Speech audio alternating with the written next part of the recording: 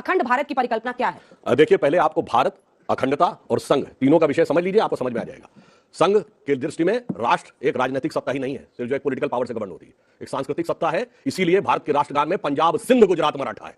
सिंध हमारा राजनीतिक सत्ता का अंग नहीं, फिर भी भारत का हिस्सा है। इंडस वैली सिविलाइजेशन का मेजॉरिटी एरिया पाकिस्तान में है, पर पूछिए पाकिस्तान की हिस्ट्री में पढ़ाया जाता है भारत में। ननकाना साहब और करतारपुर साहब दोनों पाकिस्तान में है, भारत की हिस्ट्री में पढ़ाया जाता है। गंधार अफगानिस्तान में है, भारत की हिस्ट्री में पढ़ाया जाता है। इतना ही नहीं, भारत की अखंडता का विस्तार जानते हैं कहां तक था? ये वेस्ट इंडीज कहां है? अमेरिका के पास। वहां के मूल निवासियों कहा जाता है इंडियन, रेड इंडियन। इंडिया वहां तक था। और इंडोनेशिया का अर्थ जानते क्या है? ग्रीक में निजिया का अर्थ होता है द्वीप। इंडोनेशिया मतलब भारतीय द्वीप। ये तो था हमारा ज्योग्राफी में विस्तार। और टाइम में क्या था? अभी हमने हिंदू नववर्ष मनाया था ना, तो किसी का तो 2100 कुछ पूरा हुआ 2022। हमारा ब्रह्म संवत 1,97,40,29,124 1.97 बिलियन ईयर्स का स्पेस में अखंडता है। तो टाइम और स्पेस में जो विराटता है, इसे समझिए। अब ये चेतना जग रही है, तो हमें बहुत कुछ लड़ने की जरूरत उतनी नहीं पड़ेगी जितनी चेतना स्वतः साकार होते हुए आ जाएगी। और